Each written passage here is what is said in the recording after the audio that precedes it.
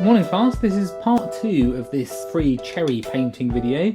I bet you think I've been busy, don't you? But this isn't the finished painting. There we are underneath. This is just to show you the image in the next stage for how we would match the red that we've got in the cherry. So you've got to try and decide when you're looking at your painting or your subject which pigments are going to be best to do it. So for this red, if we used a cad red, and this is a cad red, but this is a cad red light, so it's slightly warmer anyway, but you can see how it's quite orangey. If we have a look at that, it's very orange. I mean, you might be able to use a touch of it in here, and it could be quite handy for some mixtures. So what I might do with that, I might just put a bit over here. We might use later, but it's not going to be the essential paint to use for this. We need something that's got more of a purpley undertone. So if we look at this crimson, which is from Winsor & Newton, the artist acrylics, this is a paint swatch that are often on artist quality paints, and they're very good because they can show you how the paint looks when it's on top of, say, black, which is always printed on the tube, which just helps you to show its opacity, you know, its coverage. If you look at these two here, you'll see that the cadmium has a lot more coverage than the crimson. For painting this, often I'd work in layers and kind of build up layers, so this is going to be quite handy. And when you look at it, you see it's a lot closer, just in its raw form, than the cadmium red light.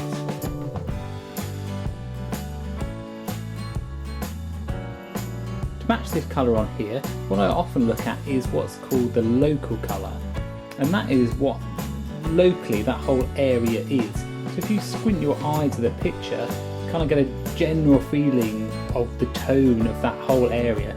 Not any of the details, not if it goes dark, not any of this colour under here, but just the general feeling of it. So for this, if we start with this red, okay, and this is just exactly that comes from the tube. So we can see it's quite good. This it might even be a bit too strong, a bit too much punch into it. So what we could do is add a little bit of the burnt umber.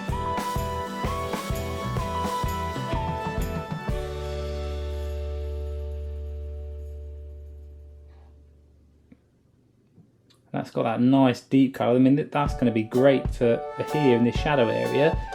So to start with, I think this will be great to start. We've just used that and a tiny bit of the burnt umber, and we can start painting it in and try and judge the tones from there.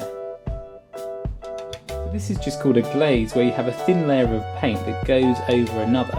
It's like trying to have a very thin translucent layer of coloured glass, like a stained glass window effect, that you put over objects. So you see how what it does is it tones down the burnt umber that we had underneath it, but still lets some of that colour, you know, subtly come through.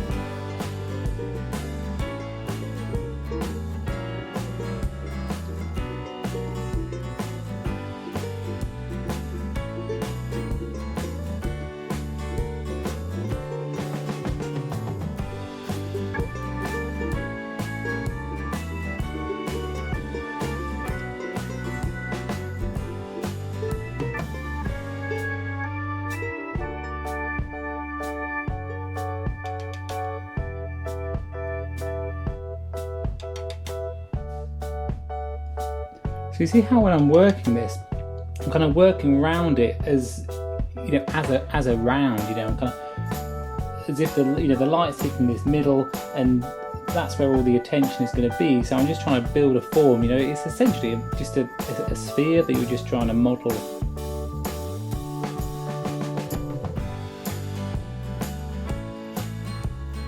So now for the next colour. Of course, if I'm painting, I wouldn't be stopping so much in between. I'll be kind of working as one, but you start to see this lighter area up here on the cherry.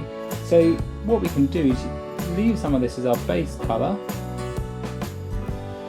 and instead of using the white to lighten it, I'll show you what happens when you use the white.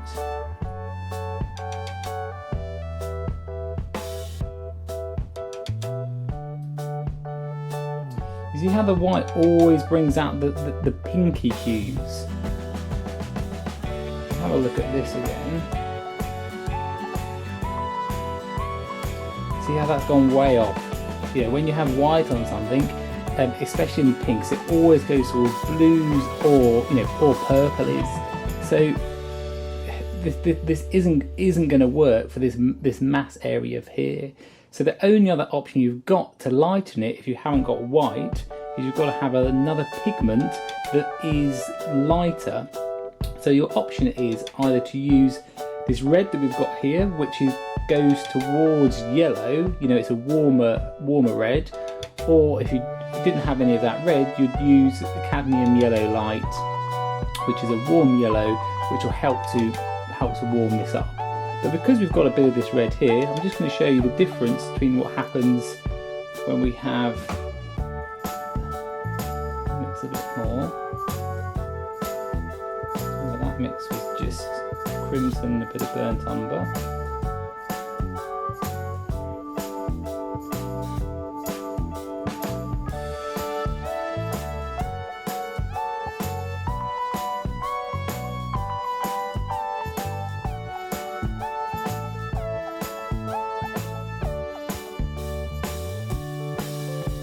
When we have a look at that, we can see that's still way too bright. It's amazing, how it is so subtle. It looks like it's a lot brighter than it actually is.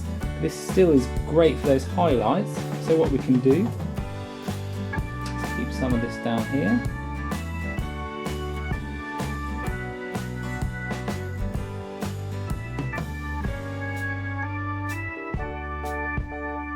Mix some more of this crimson in.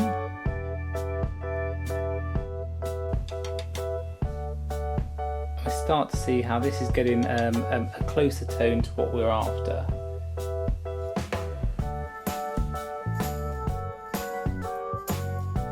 When we look at it there, we can see actually it's this still is a bit too red. We've got to kind of knock it down a bit.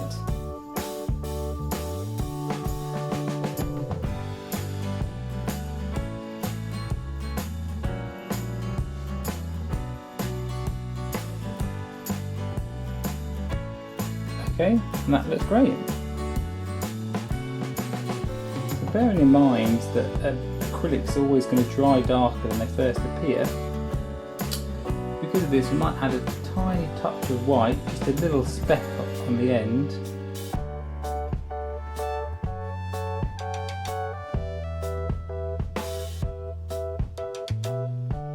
And that will give us a good base.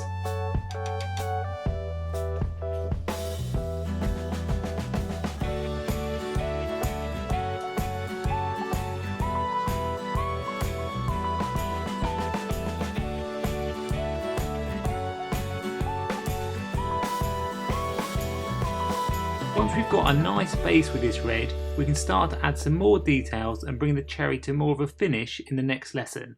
Make sure you subscribe above so you don't lose out on the next episode. This is Will Kemp from Will Kemp Art School.